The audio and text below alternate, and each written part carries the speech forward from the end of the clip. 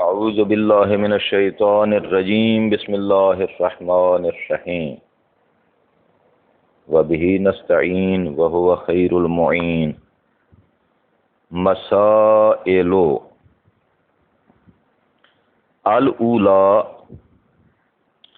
الماء المضاف ما ای الشیء الذی لا یصدق علیہ اسم الماء بإطلاقه مع صدقه عليه مع القید كالمعتصر من الأجسام والممتزج بها مزجا يسلبه الإطلاق كالأمراك دون الممتزج على وجه لا يسلبه الاسم وإن تغير لونه كالممتزج بالتراب أو طعمه كالممتزج بالملح وإن أضيف إليهما۔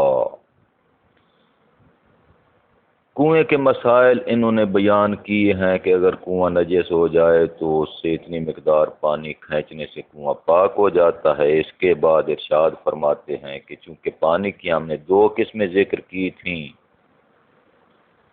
پانی فالماء بقول مطلق مطہر من الحدث والخبث، وہ آب مطلق تھا کہ آب مطلق پانی حدث اور خبث دونوں سے مطہر ہوتا ہے، پاک ہوتا ہے۔ اور آج پانی کی دوسری قسم کو ذکر کر رہے ہیں، آب مضاف۔ مطلق پانی جاری ہوتا ہے، چشمے کا پانی، نہروں کا پانی وغیرہ وغیرہ، اسی طرح قلیل پانی، پانی، کنویں کا پانی، تو وہ سب مطلق پانی کی اقسام تھیں۔ اور آج مضاف پانی، دوسری قسم مضاف پانی، تو اس مضاف کے مسائل کو بیان کرتے فرماتے ہیں کہ المسئلۃ الاولی، پہلا مسئلہ آب مضاف کے بارے ہے۔ اس میں مضاف کے احکام کو ذکر کریں گے اور ساتھ ضمناً سور کے احکام بھی ذکر فرمائیں گے، اس کے بعد پھر دوسرا مسئلہ بیان کریں گے۔ بہرحال مسائل بروزن مفاعل، یہ غیر منصرف ہے، ہا ہنا مسائل۔ مثلا الاولی، یہ اصل میں ہے المسئلۃ الاولی، یہ اولا صفت ہے جس کے موصوف کو حذف کیا گیا ہے۔ المسئلۃ موصوف ہے، الاولی جو مذکور ہے یہ اس موصوف محذوف کی صفت ہے۔ موصوف اپنی صفت کے ساتھ مل کر مبتدا ہو گیا۔ آگے پھر عبارت چلتی ہے الماء المضاف ما، یہ آب مضاف کی تعریف کر رہے ہیں کہ مضاف پانی وہ ہوتا ہے کہ جس پر مطلق پانی کا نام صادق نہ آئے، جس پر آب مطلق صادق نہ آئے، ہاں اس کو پانی کہا جائے مگر کسی قید کے ساتھ کہا جائے، اطلاق کے ساتھ نہ، مطلق نہ، کسی قید کے ساتھ۔ مثلا یہ خربوزے کا پانی ہے، انار کا پانی ہے، سیب کا پانی ہے، یہ سکنجبین ہے، یہ لیمو کا پانی ہے وغیرہ وغیرہ، روح افزا ہے یا جتنے شربت ہیں، تو قید کے ساتھ اس کو پانی کہا جائے، بغیر قید کے، بغیر مضاف الیہ کے اس پر پانی کا نام صادق نہ آئے، اس کو آب مضاف کہتے ہیں۔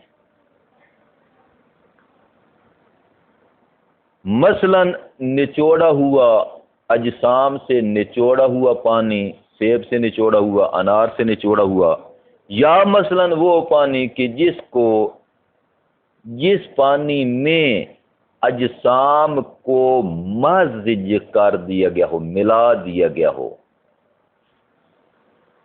مثلا خالص پانی ہے، آب مطلق ہے، اس میں آپ کافی مقدار میں چینی ملا دیتے ہیں، روح افزا ملا دیتے ہیں، اتنی ملاوٹ آپ کرتے ہیں کہ اس کا رنگ یا بو یا ذائقہ بدل جاتا ہے، متغیر ہو جاتا ہے. جو ہی متغیر ہوا تو وہ آب مضاف بن گیا.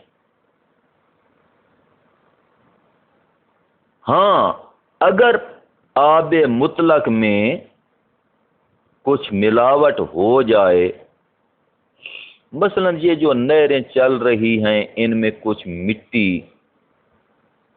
اتنی ہوتی ہے معمولی کہ جس کی وجہ سے اس کا رنگ تو کچھ بدلا ہوا نظر آتا ہے، لیکن وہ بھی اس طرح کہ جب اس کو آپ ہتھیلی پر اٹھائیں نا پانی کو تو وہ صاف نظر آتا ہے، لیکن نہر میں جب ہوتا ہے تو وہ مٹیالا پانی، مٹی والا پانی معلوم ہوتا ہے.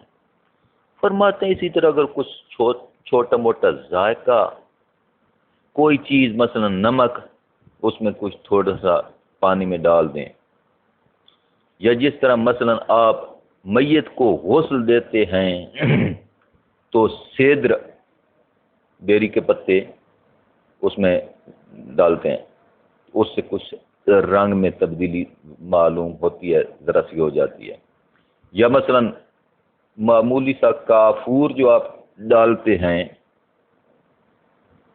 تو اس سے بھی اس کا ذائقہ یا رنگ اس میں ذرا تبدیلی ہو جاتی ہے. فرماتے ہیں یہ جو معمولی تبدیلی ہوتی ہے، اگرچہ یہ کہا جاتا ہے کہ ماء الکافور مضاف الیہ کے ساتھ قید کے ساتھ اس پر نام آ رہا ہے کافور کا پانی، لیکن تاہم وہ مطلق ہے، مضاف نہیں ہے. یہ مٹی کی طرف آپ نسبت دے کر، نمک کی طرف نسبت دے کر اس کو پانی کہتے ہیں. اگرچہ یہ کہا جاتا ہے لیکن تاہم وہ جو اتنی قلیل مقدار ہوتی ہے نا، جو اس سے آب مطلق کے نام کو سلب نہیں کرتی، اتنی ملاوٹ جو ہے وہ اس کو مضاف بنانے کے لیے کافی نہیں ہے. اور فرض مسئلہ یہ ہے کہ اگر مثلا وہ آب کافور یا آب سدر، اس میں اتنی زیادہ ملاوٹ آپ کافور یا سدر کی کر دیں کہ جس سے وہ آب مضاف ہو جائے، تو اس کے ساتھ غسل دینا بھی صحیح نہیں ہے. میت کو غسل دینا صحیح نہیں ہے.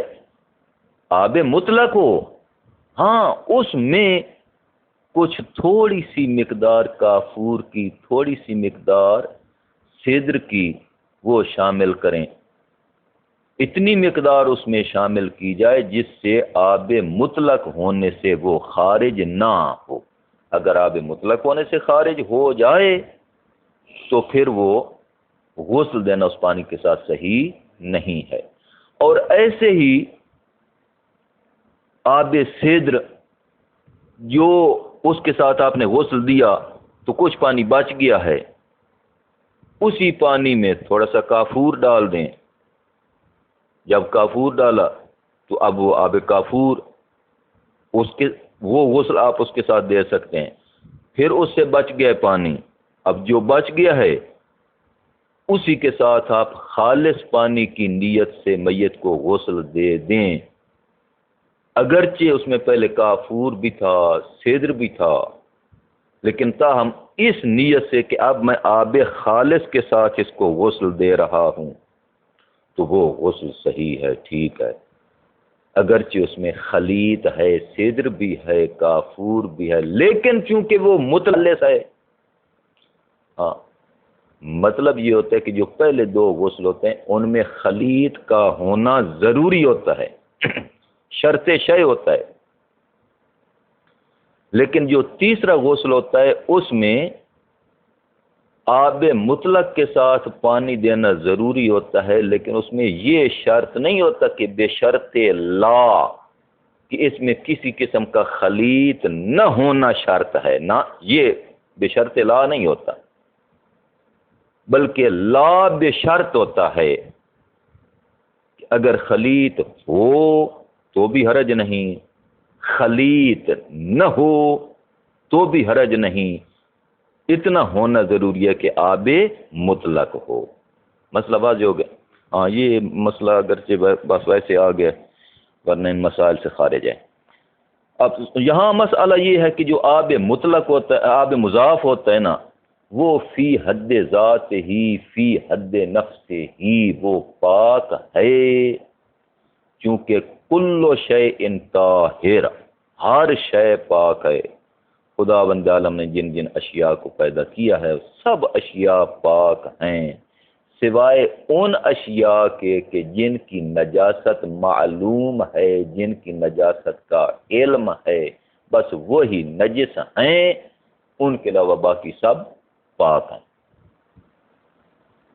تو چونکہ آب مضاف یہ ان اجسام سے نچوڑا گیا ہے جو پاک ہیں، اس میں اس پانی میں مطلق میں ایسے اجسام ملائے گئے ہیں جو پاک ہیں، جن کی وجہ سے وہ مضاف بن گیا ہے، تو یہ بذات ہی پاک ہے، مگر دوسری کسی شے کو پاک نہیں کرتا، خود پاک ہے، دوسرے کو پاک نہیں کرتا، نہ حدث سے پاک کرتا ہے، نہ خبث سے پاک کرتا ہے، نہ اختیاری حالت میں پاک کرتا ہے، نہ اضطراری حالت میں پاک کرتا ہے۔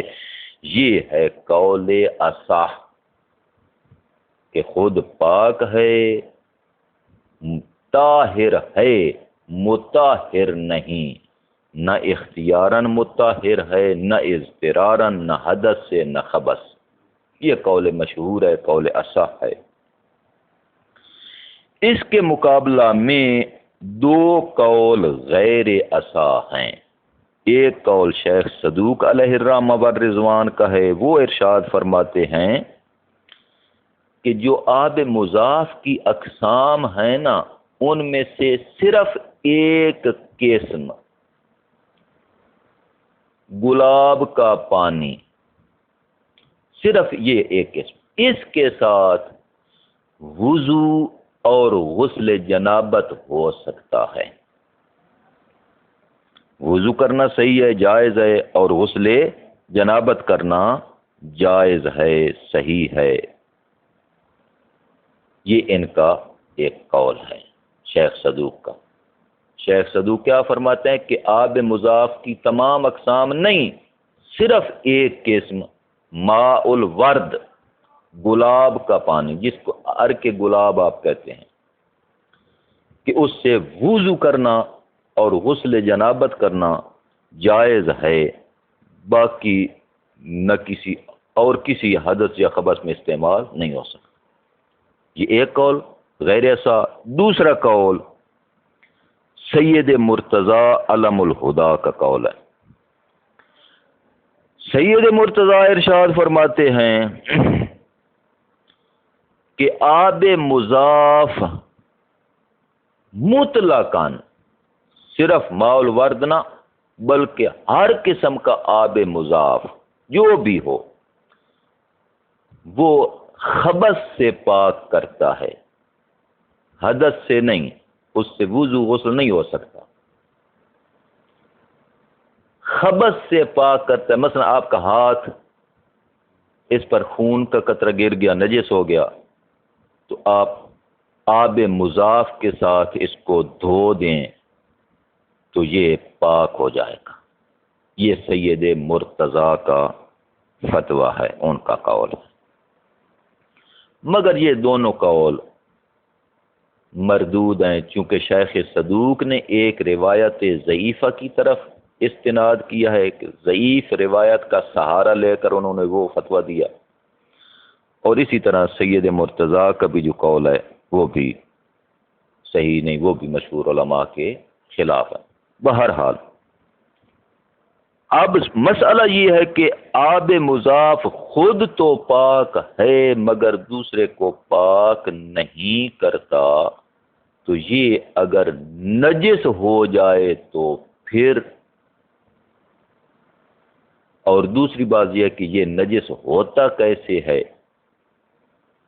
ارشاد فرماتے ہیں کہ صرف ملاقات نجاست سے یہ نجس ہو جاتا ہے، اگرچہ جتنا کثیر ہو ملاقات نجاست سے نجس ہو جاتا ہے۔ اس کا متغیر ہونا، نجاست کی وجہ سے متغیر ہونا شرط نہیں ہے، کیونکہ متغیر وہ پہلے سے ہی ہے، کیونکہ آپ مطلق نہیں، یہ مضاف ہے، بس یوں ہی اس میں نجاست واقع ہوئی، نجس ہو گیا۔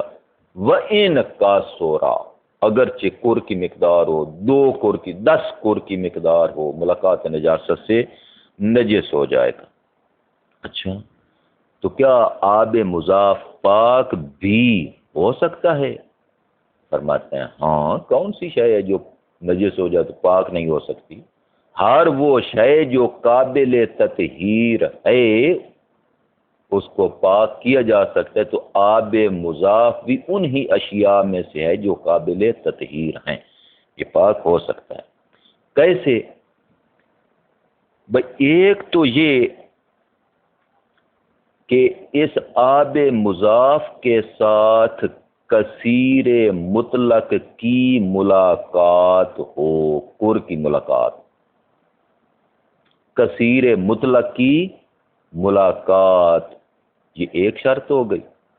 اور دوسری شرط یہ ہے کہ اس کثیر مطلق کی ملاقات کے ساتھ وہ جو مضاف پانی ہے وہ بھی مطلق بن جائے۔ جب یہ 2 شرطیں پائی جائیں تو وہ آب مضاف پاک ہو جائے گا۔ کثیر مطلق کی ملاقات اور اس مضاف کا مطلق ہو جانا، ان 2 شرطوں کے ساتھ پانی پاک ہو جائے گا۔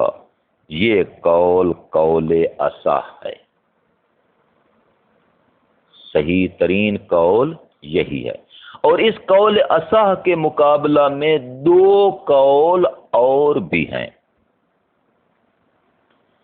شیخ طوسی علیہ الرحمہ ارشاد فرماتے ہیں کہ اگر مضاف پانی نجس ہو گیا ہے تو اس پر کثیر مطلق پانی غالب آ جائے اور اس کے اوصاف کو زائل کر دے، مضاف والے اوصاف کو زائل کر دے،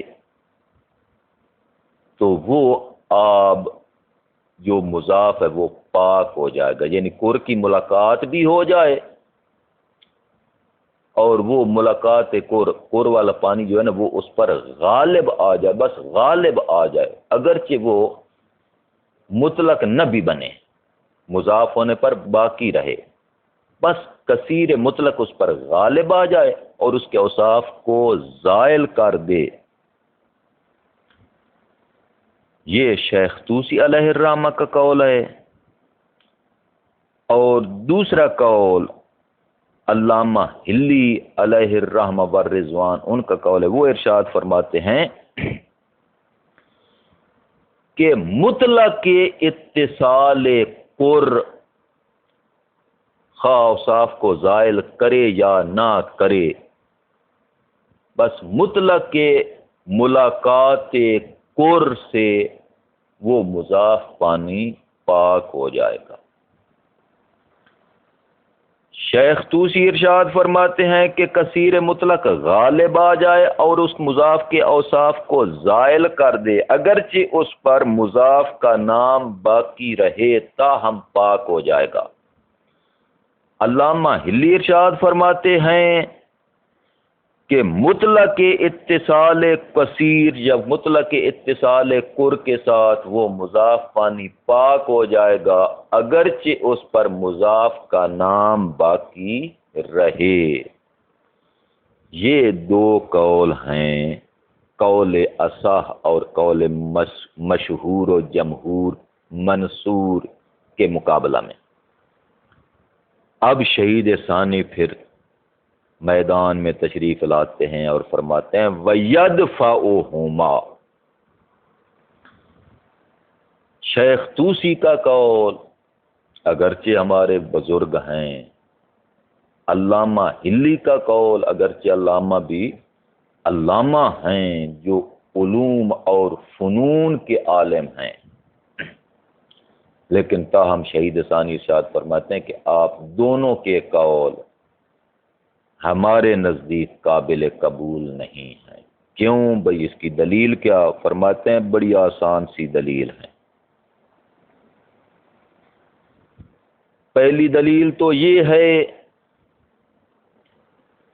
کہ جو آب مضاف تھا اس میں جب نجاست واقع ہوئی تو وہ یقیناً نجس ہو گئی.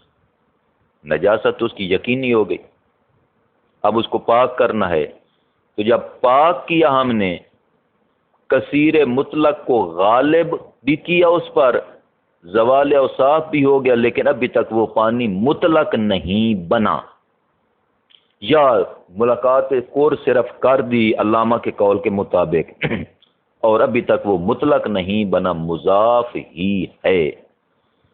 تو شہید ارشاد فرما رہے ہیں کہ جب تک وہ مطلق نہیں بنا تو اس میں شک ہے کہ کیا یہ پاک ہوا ہے یا نہیں، چونکہ پہلے یقیناً نجس اور ملاقات اتصال کور کے ساتھ، جبکہ اتصال کور کے ساتھ وہ مضاف پانی اپنی اضافت پر باقی ہے، مطلق نہیں ہوا. مطلق نہیں ہوا تو کیا اب یہ پاک ہو گیا ہے یا نہیں ہوا، تو اس میں شک ہے. تو نتیجہ کیا ہوا کہ اس کی نجاست پہلے متیقن ہے، اب اس کی طہارت میں، پاکیزگی میں شک ہے. تو یقین کو چھوڑ کر شک کی طرف ہم کیسے آئیں؟ اس لیے ہم اس کو نجس ہی سمجھیں گے کہ یہ پاک نہیں ہوا، نجس ہی ہے. اصالت الاستصحاب کا تقاضا یہ ہے، یہ پاک نہیں ہوا، ابھی نجس ہے. دونوں قول، علامہ کے قول کے مطابق بھی، شیخ طوسی کے قول کے مطابق. یہ ایک دلیل. اور دوسری دلیل پیش کرتے ہیں کہ پانی کے علاوہ جس شے کو بھی آپ نے پاک کرنا ہے اس کے پاک ہونے میں شرط یہ ہے کہ جتنے اس کے اجزاء نجسہ ہیں ان تک پانی پہنچ جائے. مثلا لباس ہے، آپ نے پاک کرنا ہے تو تمام اجزاء نجسہ تک پانی کا پہنچنا شرط ہے. اگر تمام اجزاء نجسہ تک پانی نہ پہنچے تو وہ لباس پاک نہیں ہو سکتا. اگر لباس کے علاوہ کوئی اور مائع ہے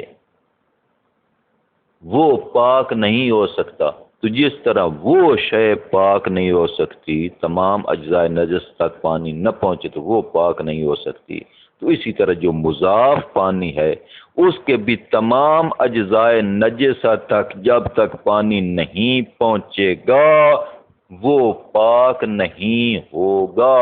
اور اگر ان کے تمام اجزاء، مضاف کے تمام اجزاء نجسہ تک پانی پہنچ جاتا تو وہ مضاف باقی نہ رہتا بلکہ مطلق بن جاتا. تو اس کا مطلب یہ ہے کہ جو ابھی تک اضافت پر باقی ہے اس کے تمام اجزاء نجسہ تک عرفاً حقیقتاً تو ممکن ہی نہیں، عرفاً تمام اجزاء نجسہ تک پانی پہنچا ہی نہیں ہے. جب اجزاء نجسہ تک پانی پہنچا ہی نہیں ہے تو پاک کیسے ہو گیا؟ تو جب پاک نہیں ہوا تو نہ اس کے ساتھ اس کا وہی نجاست والا حکم ہوگا. ہم بات دیکھیں ترجمہ عبارت. مسائل الاولی، المسألۃ الاولی، الماء المضاف ما، مضاف پانی، ما ای الشیء الذی، یعنی مضاف پانی وہ شے ہے، لا یصدق علیہ اسم الماء باطلاقہ، کہ جس پر پانی کا نام اطلاق کے ساتھ یعنی مطلق صادق نہ آئے. ہاں مع صدق ہی علیہ، اس پر پانی کا نام صادق آئے لیکن مع القید، قید کے ساتھ، مضاف الیہ کے ساتھ. مثلا کل معتصر من الاجسام والممتزج بها مزجا یسلبه الاطلاق. مثلا وہ پانی جو اجسام سے معتصر، کل معتصر، معتصر کے معنی نچوڑا ہوا، اجسام سے نچوڑا ہوا پانی. اعتصر یعتصر، اعتصار، عصر، عصر یعصر. عصر، عصر کا معنی نچوڑنا، اعتصار نچوڑا ہوا. من الاجسام جسموں سے نچوڑا ہوا پانی. والممتزج بہا اور اجسام کے ساتھ ممتزج، امتزاج، مزج، ملاوٹ، مخلوط کر دینا. ممتزج بمعنی مخلوط، بہا ہا ضمیر کا مرجع اجسام، اجسام کے ساتھ مخلوط کر دیا گیا ہو، ملا دیا گیا ہو. مزجن مفعول مطلق ممتزج کا، اس طرح اس کو ملا دیا گیا ہو اجسام کے ساتھ. یسلبہ الاطلاق، جو اطلاق کو سلب کر لے، اس پانی سے اطلاق کو سلب کر، یعنی اس کو آب مطلق نہ کہا. کل امراک، مثلا رات کو جس طرح آپ نے شوربہ کھایا ہے گوشت کا، تو وہ اگرچہ پانی ہے لیکن تاہم اس میں اتنے اجسام ملے ہوئے ہیں کہ اب اس کو ہاں آب مطلق نہیں کہتے، شوربہ کہا جائے. دون الممتزج علی وجہ، ہاں سوائے اس پانی کے کہ جس میں اجسام کو ممتزج کیا گیا، ملایا گیا، لیکن علی وجہ، اس وجہ پر معمولی سا ملایا گیا کہ لا یسلبہ الاسم، جو پانی سے اس کا نام سلب نہیں کرتے. وَإِن تَغَيَّرَ لَوْنُهُ، اگرچہ اس کا معمولی رنگ متغیر بھی ہو جاتا ہے. کل ممتزج بالتراب، جیسا کہ پانی، وہ پانی جو مٹی کے ساتھ ملا ہوا ہوتا ہے، مثلا یہ نہر میں جو پانی چل رہا ہوتا ہے. او طعمہ، یا اس کا ذائقہ تبدیل ہو جاتا ہے. کل ممتزج بالملح، مثلا وہ پانی کی جو نمک کے ساتھ کچھ مخلوط کر دیا گیا ہو، کافور کے ساتھ مخلوط کر دیا گیا. تو وَإِنْ أُضِيفَ إِلَيْهِمَا، اگرچہ پانی کو ان دو کی طرف نسبت دی بھی جاتی ہے کہ ماء التراب، ماء الملح، ماء الکافور وغیرہ، اگرچہ یہ مضاف الیہ اس کا ذکر کیے بھی جاتا ہے ساتھ، لیکن تاہم وہ آب مطلق ہوگا. کیوں؟ چونکہ اگر ویسے بھی اس کو مطلق کہیں، بغیر کسی قید کے بھی اس کو پانی کہیں تو کہا جا سکتا ہے، اس سے نام سلب نہیں ہوا.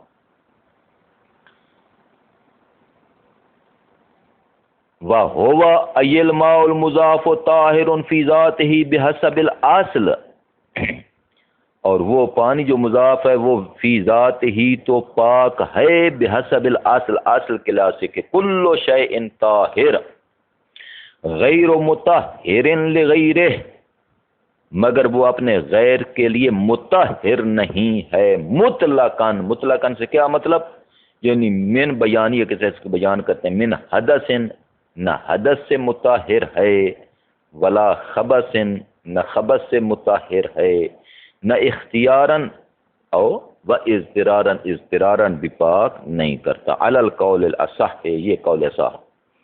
ومقابل، اس اصح کے مقابلہ میں دو قول. مقابل قول الصدوق، ایک قول شیخ صدوق علیہ الرحمہ کا ہے، وہ فرماتے ہیں بجواز الوضوء وغسل الجنابۃ بماء الورد، کہ وضو کرنا، غسل جنابت کرنا آب گلاب کے ساتھ، گلاب کے پانی کے ساتھ وضو اور غسل جنابت کرنا جائز ہے. استناداً الی روایت، ان کا استناد اور ٹیک ایک روایت کی طرف ہے، مردودۃ، جو روایت مردود ہے، جو قابل قبول نہیں ہے. وقول المرتضی، یعنی وہ مقابل ہو قول الصدوق، و مقابل ہو قول المرتضی، سید مرتضی علم الہدا کا قول. اس عصا کے مقابلے میں دوسرا قول ہے برفعہ مطلقاً الخبثا مطلقاً الخبثا، کہ آب مضاف رفع کرتا ہے، دور کرتا ہے مطلقاً جو بھی آب مضاف ہو، خواہ ماء الورد ہو یا کوئی اور ہو، جو بھی ہو وہ رفع کرتا ہے الخبثا، صرف خبث کو، حدث کو رفع نہیں کرتا۔ وَيَنْجُسُ الْمُضَافُ وَإِنْ كَثُرَ بِالْاِتِّصَالِ بِالنَّجِسِ، فرماتے ہیں کہ مضاف پانی نجس ہو جاتا ہے اگرچہ کثیر مقدار میں ہو، بالاتصال بالنجس، اتصال بالنجس کے ساتھ، اجماعاً، اس پر تمام علماء کا اتفاق ہے کہ ملاقات نجاست، صرف ملاقات نجاست سے نجس ہو جاتا ہے بس۔ اچھا تو پھر وہ پاک کیسے ہو سکتا ہے؟ فرماتے ہیں وَطُهْرُهُ إِذَا صَارَ مَاءً مُطْلَقًا، مضاف پانی پاک ہو جاتا ہے جب وہ مطلق پانی بن جائے، صرف مطلق ہو جائے۔ نہ ایک اور شرط بھی ہے، اور شرط کیا؟ مع اتصالہ بالکثیر المطلق، ساتھ یہ کہ کثیر مطلق کے ساتھ اس کی ملاقات اور اتصال بھی ہو، یعنی قر کی ملاقات بھی ہو اور قر کی ملاقات سے وہ مطلق بھی ہو جائے، یہ دو شرطیں ہوں تب وہ پاک ہوتا ہے۔ لا مطلقاً، مطلقاً وہ پاک نہیں ہوتا، مطلقاً پاک نہیں ہوتا۔ کیا مطلب؟ یعنی اگر وہ اس کے اوصاف زائل بھی ہو جائیں، مطلق بن جائے تو کیا وہ پاک ہو جائے گا؟ نہ، جب تک کثیر مطلق کی ملاقات نہیں ہوگی پاک نہیں ہوگا، یا کثیر مطلق کی ملاقات تو ہو جائے مگر وہ مطلق نہ بنے تو کیا پاک ہو جائے گا؟ فرماتے ہیں نہ، دونوں شرطوں کا ہونا ضروری ہے کہ وہ مضاف پانی مطلق بھی بن جائے اور ملاقات قرب بھی اس کے ساتھ ہو جائے، تب پاک ہوگا، مطلقاً پاک نہیں ہوگا۔ علی القول صح، قول صح یہی ہے۔ ومقابلہ، اور اس قول صح کے مقابلہ میں دو قول ہیں۔ پہلا قول شیخ طوسی علیہ الرحمہ کا ہے، وہ ارشاد فرماتے ہیں طہرہ بغلبیۃ الکثیر المطلق علیہ وزوال اوصافہ، کہ کثیر مطلق اس پر غالب آ جائے اور اس کے اوصاف کو زائل بھی کر دے تو وہ پاک ہو جائے گا اگرچہ اس پر مضاف کا نام باقی رہے۔ یہ شیخ طوسی کا قول، اور دوسرا علامہ حلی کا قول ہے، وہ فرماتے ہیں وَطُہْرُهُ بِمُطْلَقِ الْاِتِّصَالِ بِهِ، کہ وہ مضاف پانی پاک ہو جائے گا مطلق اتصال بالکثیر کے ساتھ، کثیر کا اتصال ہو جائے بس وہ پاک ہو گیا، خواہ اس کے اوصاف کو زائل کرے خواہ زائل نہ کرے، بس کثیر مطلق کی ملاقات جب ہو گئی وہی کافی ہے، اس سے وہ پاک ہو جائے گا۔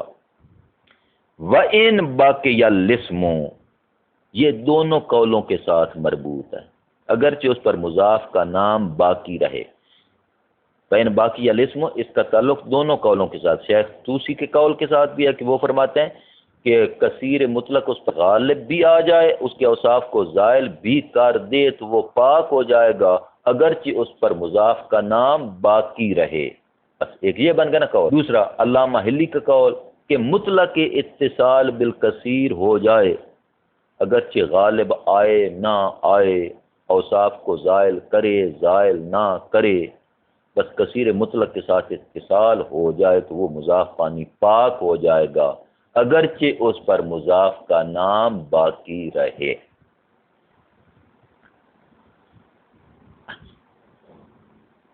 وَيَدْفَعُهُمَا، يدفع فعل مضارع، ہما ضمیر متصل اس کا مفعول ہے۔ آگے جو لفظ آ رہا ہے نا ان المطہر لغیر الماء شرطہ وصول الماء، یہ اس کا فاعل ہے۔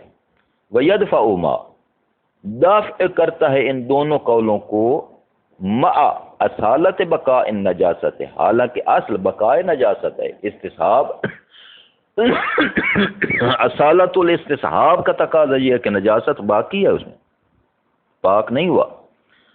دوسری دلیل یدفعہما، دوسری دلیل ان المطہر لغیر الماء، پانی کے علاوہ جو باقی اشیاء ہیں ان میں سے جس کو پاک کیا جاتا ہے، مطہر جس کو پاک کیا جاتا ہے، شرط ہو، اس کے پاک ہونے کی شرط یہ ہے کہ وصول الماء الی کل جزء من النجس، کہ پانی اس کی ہر نجس جز تک پہنچ جائے، وما دام مضافا، اور جب تک وہ مضاف رہے گا، لا یتصور وصول الماء الی جمیع اجزائہ النجسۃ، اصلا یہ متصور ہی نہیں ہو سکتا، ممکن ہی نہیں ہے کہ اس کے تمام اجزاء نجسہ تک پانی پہنچا ہو، والا اگر تمام اجزاء نجسہ تک پانی پہنچ جاتا، لما بقی کذالک، تو وہ اس طرح مضاف ہونے پر باقی نہ رہتا۔ تو مضاف ہونے پر اب بھی جب باقی ہے تو نتیجہ یہ ہے کہ اس کے تمام اجزاء نجسہ تک پانی پہنچا ہی نہیں ہے۔ تو جب اجزاء نجسہ تک پانی پہنچا نہیں ہے تو وہ پاک کیسے ہو گئے؟ نجس ہی رہے۔ وَسَيَأْتِي لَهُ تَحْقِيقٌ آخَرُ فِي بَابِ الْأَطْعِمَةِ وَالْأَشْرِبَةِ، اس کی مزید تحقیق باب اطعمہ و اشربہ وہاں آئے گی انشاءاللہ۔ آپ وہاں 5واں حصہ جو ہے نا غالباً اس میں یہ ہے، تو وہاں اس کی تفصیل پڑھیں گے۔ وآخر دعوانا ان الحمد للہ رب العالمین۔